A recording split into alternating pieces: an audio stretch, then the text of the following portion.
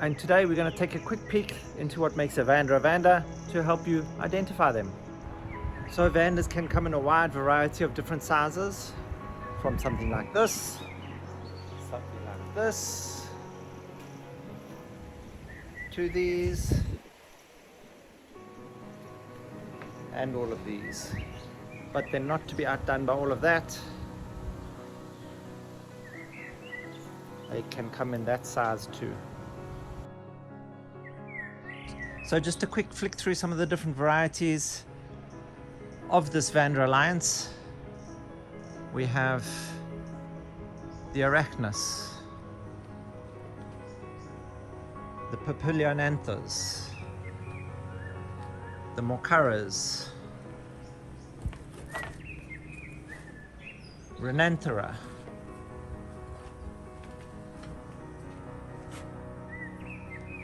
Rhynchostylis, Drumelia, Angraecum, Trichoglottis, and Paraphalaenopsis.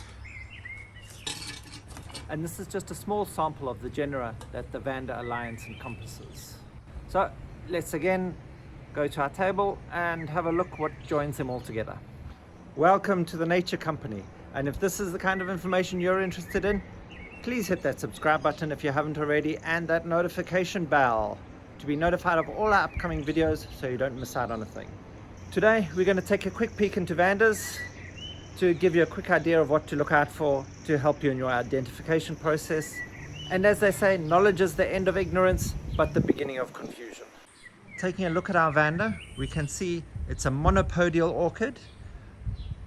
It's got an elongate stem, which is covered by imbricating sheathing bases carrying distichous, curved, coriaceous, linguate, unequally bilobed or truncate apical erose leaves. And these are articulated to the persistent leaf sheaths. You got that all right? Okay. Let's take a closer look at what all of that means. Monopodial means they have one leg or one foot, and elongate stem just means they've got a vertically growing stem, instead of having those multiple branches off a lateral running rhizome. And then on this little stem they have these overlapping leaf sheaths that are persistent. They stay on the plant and stay wrapped around it. And then with all of these too, we can see these persistent leaf sheaths that stay attached to the stem long after the leaves are gone. Even this miniature little baby one. And the leaves are arranged in two opposite vertical rows in an alternate fashion. And the leaves have almost this sort of tongue-like appearance to them, and generally have this uneven, unequal bump-like appearance to the end of it.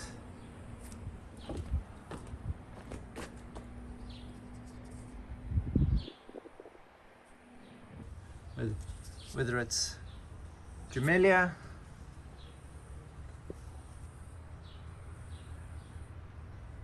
Angraecum,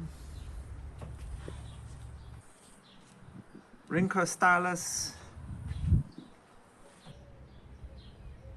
Renanthera.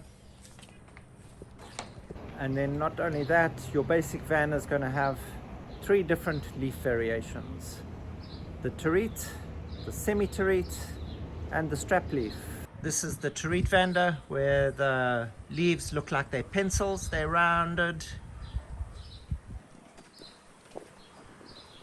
and tubular.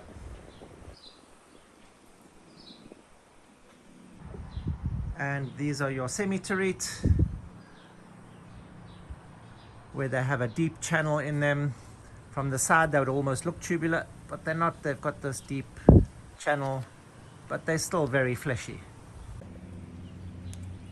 And the strap leaf, which are a lot flatter, more open, and actually a lot less fleshy.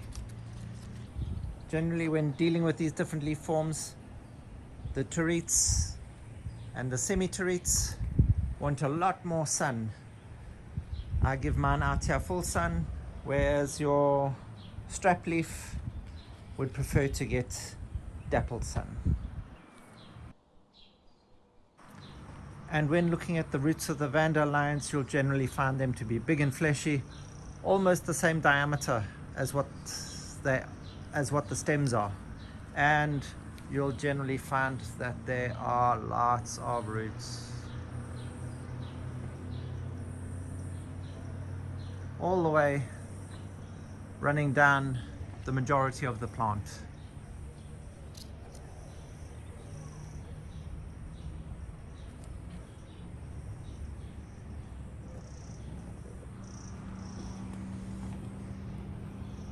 Even on the thinner stemmed ones, you notice the roots are almost, again, just as wide as what the stem is.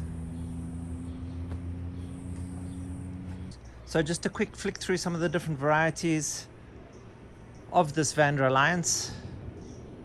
We have the Arachnus,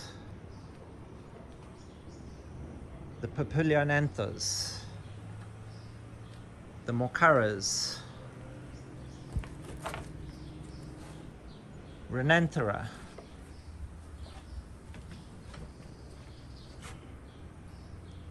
Rhynchostylis, Drumelia, Angraecum, Trichoglottis, which I'm desperately trying to kill, but it just won't die,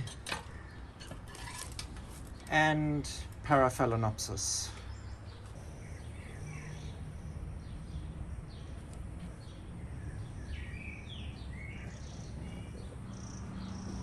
And this is just a small sample of the genera that the Vanda Alliance encompasses. So, just to keep you on the right track, the terete Vandas are now known as Papilionanthas, Ascocentrums are known as Vandas, and those beautiful two-tone Vandas are now Euanthas.